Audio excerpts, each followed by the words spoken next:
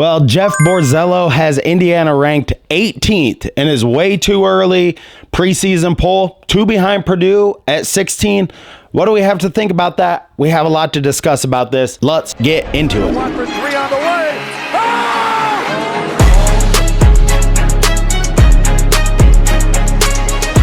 Hello, guys, and welcome to Indiana Sports Connection. I am your residential anchor, Aaron. Thank you so much for being here. Thank you so much for being part of this Indiana Hoosiers and Colts community on here. So last week, Jeff Borzello, he put out a ranking list of all of the teams in the top 25, the way too early rankings. And, you know, I don't put much stock in these rankings, but we do have to look at them and kind of like dissect a little bit of why Indiana's ranked 18th. Do we think that's good? Do we think that's bad? We're going to discuss all that on the episode today. So be ready. Leave your comments down below. Tell me what you think. And we're also going to reveal what would be best for Indiana basketball moving forward. Like what could happen this year that would make everything, smooth everything out with the fans, with everything, and then to have some type of plan going forward, because we know the age of Mike Woodson. He's not going to be here forever. What is going to be next is a good time to think about that. But if this is your first time here, hit that subscribe button down below. My name is Aaron. This is Indiana Sports Connection. We have a lot of new subscribers on the channel, and I want to welcome all of you in. Thank you so much for being here and being part of this Indiana Hoosiers community. It means the world to me. So thank you to all the new subscribers. Just so everybody knows, this channel has grown super fast. On January 15th, this channel had 48 subscribers, and now we have almost 1,048 subscribers. So in a little less than 6 months. So the Indiana fan base, when they are put to work to do something, is absolutely amazing what we can achieve together. I'm not big media. I'm not a reporter. This is the fans channel, and we have the most passionate fans on here, and we discuss in the comments down below. So thank you for doing all that. And I do have some giveaways coming up. I'm waiting for Tony Stuckey to reveal the basketball. And also, Mr. Dodal, your home field apparel shirt is ordered today, and it'll be on your way. So thank you to Mr. Dodal for subscribing to the channel and being a great member of this community. And without further ado, let's get into talking about the Indiana Hoosiers. All right, this ranking comes out. So immediately I'm like, Kansas. I mean, Kansas is always number one in these. It seems like they're probably not, but it's like seems to me that they're always number one to start the season. But you can see a definite trend in the teams that are in the top 5 all have really great college basketball coaches. You got Kansas, Alabama, and UConn 1, 2, 3. That is a product of their coaching, and that's why they get those high rankings. I mean, Bill Self, although, you know, some Kansas fans I've talked to think he's a disappointment, but overall, he's won a national championship, you know, a few years ago, and they got Hunter Dickinson coming back, so they're going to be a tough team. Alabama, with Nate Oates, I mean, they shoot the lights out, and that's what IU needs to do this year. And then number 3, UConn. I mean, I can't believe they really weren't number 1, but they probably just had to leave them there because his coaching style and everything like that. And then we go down. Purdue at number 16. And Jeff Borzello has Purdue, that he had their starting lineup. You know, Braden Smith and Fletcher Lawyer, they're going to have to make big steps forward for Purdue. They're going to have to be the go-to guys, basically. He's got Cam Heide playing the 3 on here. And then Trey Kaufman-Renn at the 4, and then the new 4-star Daniel Jacobson for Purdue at number 5. Then Marquette's at 17, and we got the Hoosiers at number 18. Now, the Hoosiers are ranked number 18 because of Mike Woodson. But Mike Woodson can turn this all around this year. It's not that far-fetched that he can do it. From what he said in the press conference at Huber's Winery, you can tell he understands that guard play in college basketball is the most important trait of your team. Now, we do have Ballo and Renew, big guys down low, but it seems like, I mean, we are so deep at guard, it's nearly impossible, no matter what happens, even with injuries or anything. We have experienced guys who can play and make shots. I mean, even Leal and Cups are going to be on the end of the bench, and those guys played a lot of minutes last year. Leal hit big shots for us in big games, and Cups, from the stuff I've heard, and we'll talk about also on here, he was on with Jim Coyle and talking about Luke Goode. Actually, Hillbilly Monkey, let's play that clip, because I was pleasantly surprised just at this comment that he made about Luke Goode. You're not going to introduce them to this crazy SOB you got me working with over here? Oh, and we want to introduce we have a new character on the show. Do what he says and say what he does. And look at this. This is ours. I'm going to call him the serial killer because he's made of cereal and he has a knife in his hand. But yeah, why don't you, he's just a crazy a-hole, you know, who lives inside my head. You know, everybody asks me, you know, why have the characters? Why do this? Well, you know what? I'm sitting in a room by myself. Why did Tom Hanks talk to the beach ball in Castaway? It's the same. Wilson! In Castaway, it's the same thing, you know? I'm sitting here by myself. I need to add some dynamic to this team in some way. I mean, why do anything, you know? Serial killer, Hillbilly Monkey. Who knows?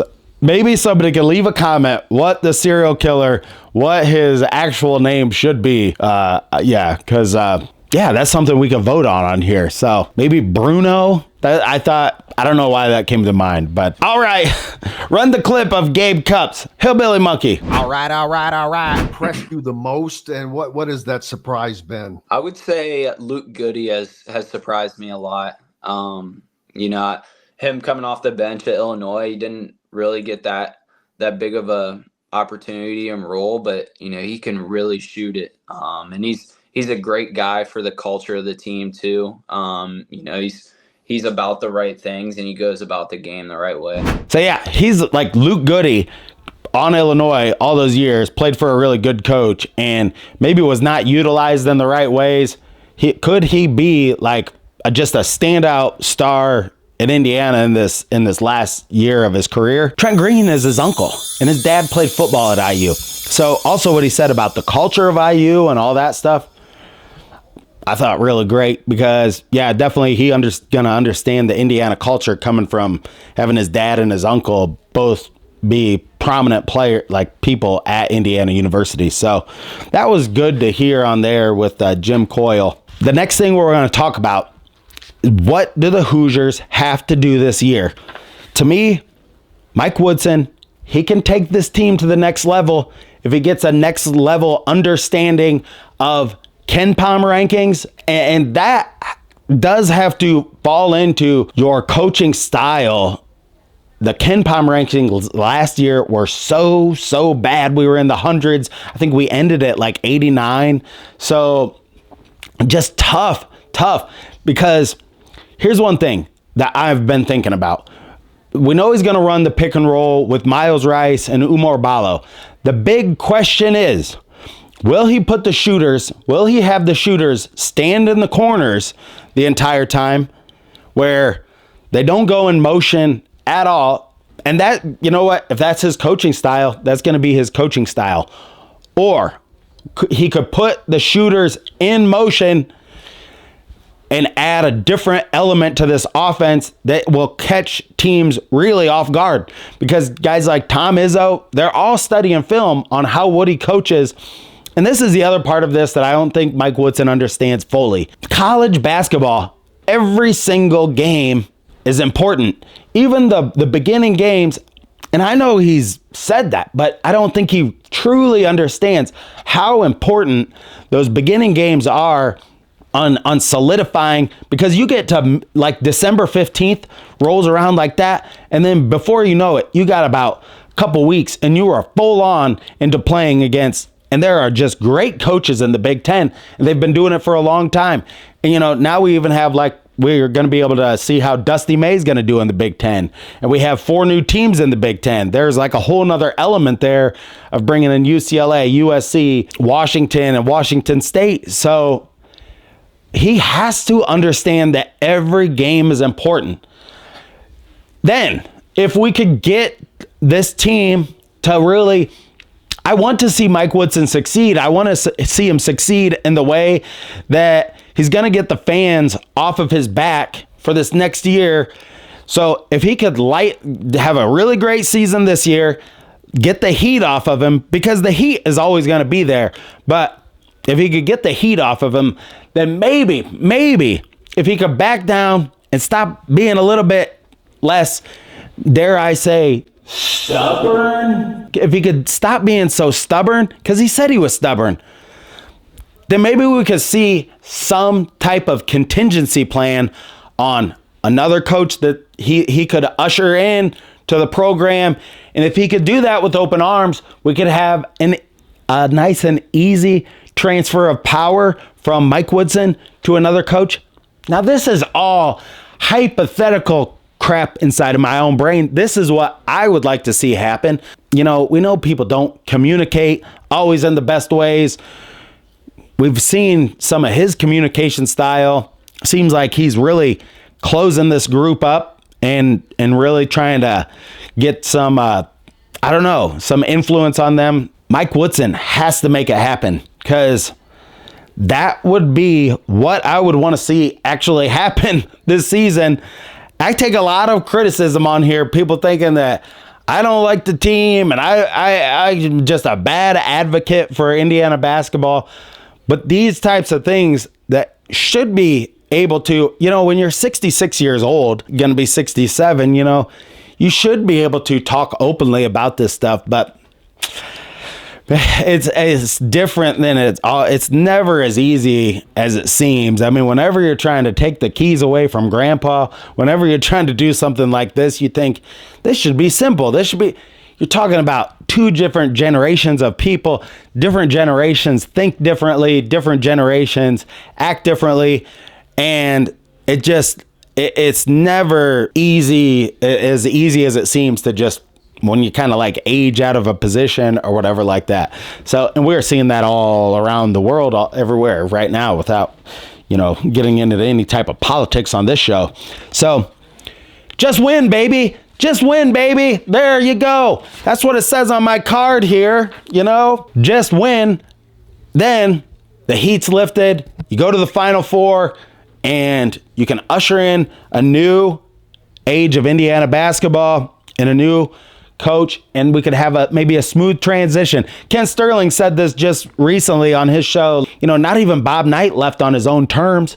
He got pushed out, and you know what? The fans were split and rabid on him at the end, and they had the right to be. And I was too. I mean, when Recker left, I was very upset. I was very mad. There's never a coach. I mean, Lou Watson.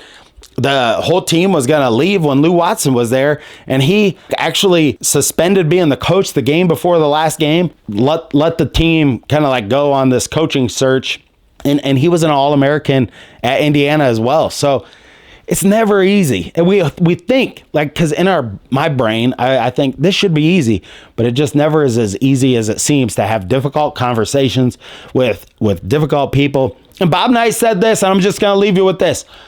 All people in leadership positions will make mistakes. And you know what?